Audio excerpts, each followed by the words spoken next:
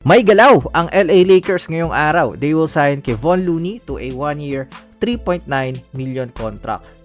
Yes, it is nice. You have a rebounding backup big man. Can also do the things na ginawa niya kay Curry. Si Luka naman yung bibigyan niya ngayon ng mga big screens. Pero looking at the bigger picture, this what they want? Ito pa talaga yung tama para sa roster nyo? Ano yung trip nilang gawin? Kasi you have Jackson Hayes and you let him go. You need a rim-running big man for Luka Doncic. Kaya nga maglalaro siya sa Slovenia para maging teammate sila eh. Kasi expectation natin, matagal silang magkakasama dito sa Lakers. Pero anong ginawa ni Pelinka? He let Hayes sign with the Jazz for 2 years, $12 million. That's only 2.1 more per year kay Looney. And kayang mabigay ng Lakers yun eh. Again, Kevon Looney is not a bad signing, pero yung decision making ng front office is becoming questionable right now. Throwing massive contracts kay Reeves at Kessler to have nothing in support sa lineup. Kailangan nating marinig ang say ng mga Lakers fans sa comment section. Next, Washington Wizards is bringing back Chris Middleton on a 3-year, $17.6 million. That's a good signing kasi 5.8 a year is okay. Isang experienced champion. Maybe he can teach up AJ Debanza to be more of a professional, less talking, ipamano yung mga mid-range gaming at footwork, and how to be steady sa big moments. Akala nyo, Miami Heat siya no? Kasi nandun si Giannis. Pero Wizards is serious too. So, yung deal na yan is may kasamang mga trade eh. Si D'Angelo Russell is mapupunta ng Memphis Grizzlies. Damn, I was low-key na gusto kong magstay sa Wizards bilang backup ni Trae Young. Kasi with all the lob threat sa lineup, you need another brilliant passer on the team. Pero nangyari na yung trade eh.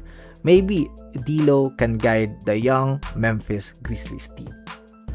Next, Milwaukee Bucks will get Caris LeVert at 2 second round pick at ang mapupunta sa Detroit ay sina Taurean Prince at Gary Harris.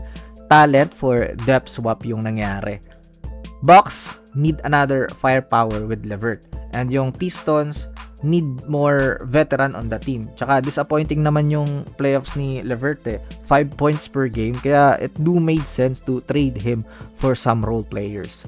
Tsaka nakahinga pa ng konti yung Pistons sa cap space kasi makakakuha pa silang ng another piece sa free agency. Again, ang kailangan ng Pistons is secondary scoring. Kahit stuck sila sa negotiation kay Jalen Duren is gumagawa pa rin sila ng moves. Sana all, 'di ba? 'Di ba Warriors?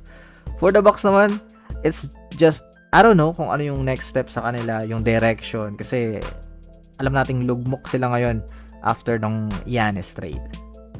Next, sad news para sa mga Warriors fans, hindi minatch ng Golden State ang offer ng Memphis Grizzlies kay Quinton Post. 30 million for 3 years. Meaning, opisyal ng Grizzly si Post at nawala sa Warriors ng ganun-ganun lang. Ang sakit niyan para sa player na kayo yung nag-develop, sa inyo nagkaroon ng pangalan, and ayaw nyong tapatan yung 10 million per year na deserve niya naman. 67 games last season, averaging 8 points and 4 rebounds per game. Tsaka, siya yung nag-i-start almost sa kalahati ng games played ng Warriors.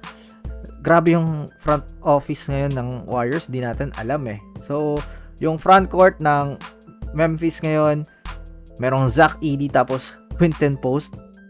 Ano na, Warriors? So, let me know all your thoughts in the comment section below. I will now step back. Bye-bye!